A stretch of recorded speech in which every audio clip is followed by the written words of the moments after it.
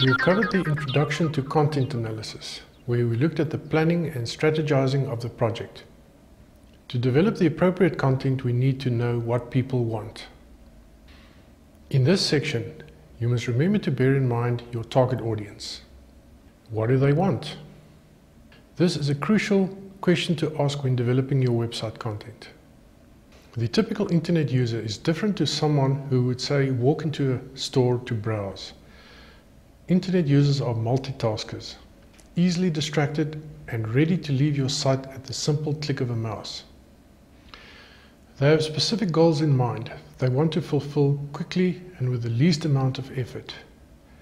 That's why they are doing online research.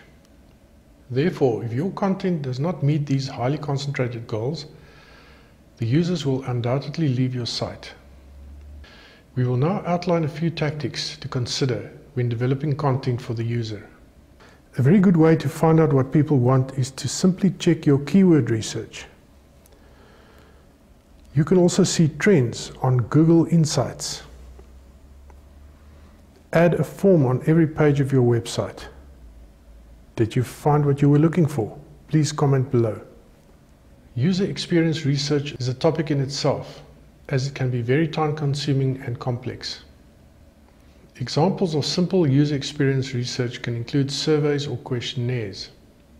Web analytics. Using web analytics and statistics based on user activity on your website will give you a good indication of their behavior directly.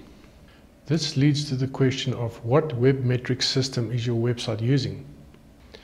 An effective and fully comprehensive analytics or metrics system should include the following: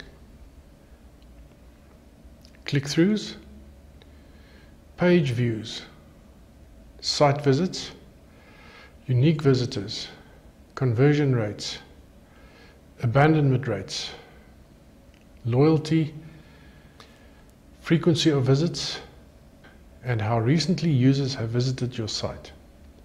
Finally, use social media to do some user research. The larger your organization, the more likely people will be talking about you online. What are they saying? Where are they saying it? What is the impact on your business? Let us now turn to competitor analysis. The biggest mistake most companies make is that they think they need to keep up with their competitors by continuously analyzing and monitoring their websites. Rather, take a look at your own website and try to create a competitive advantage. To gain even more of an edge over your competitors, review the overseas markets as well. They may not be your direct competition, but they may still have a lot to offer. Countries like America or England are often a few steps ahead in terms of online marketing tactics. And so it can only do you good to follow the same procedure in scoping out the international scene. How do they organize their websites? By observing the competitor's website structure, you may gather valuable information. Which topics are covered? This is an ideal opportunity to find out where you can create a competitive edge. Which topics are not covered by your competitors? What does your user research show is most important? Here you can add that little extra your competitors don't seem to have. Which content formats are available? Take a look at the digital media involved in your competitors' sites. Do they feature videos or podcasts? Do they have downloadable extras? What is their brand and messaging like? What are the style, tone, and voice of their content? Some may sound too academic or obviously marketing orientated. This is where you can set yourself apart by using conversational content as opposed to technical jargon. You want to give your customers something that will hold their attention by providing them with content that is easy to understand. Where else do they go on the web?